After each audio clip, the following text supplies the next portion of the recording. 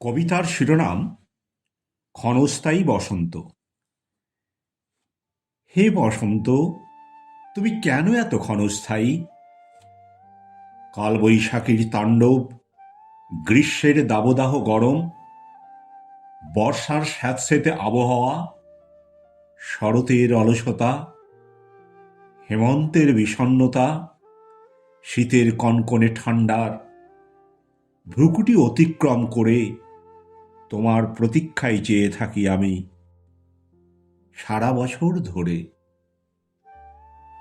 তোমার শিমুল, পলাশ, অশোক, কৃষ্ণচূড়া ফুলের বাহার মিটিয়ে দেয় আমার চোখের সব রকমের আহার। কোকিলের কুহু কুহু তান,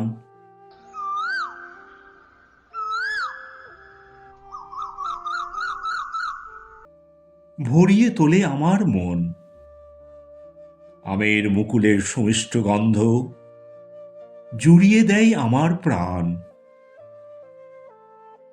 তোমার নাতিশীতোষ্ণ আবহাওয়া বয়ে আনে আমার হৃদয়ে প্রফুল্লতা, সৃষ্টি করে শরীরে উন্মাদনা, বৃদ্ধি করে আমার কর্মক্ষমতা।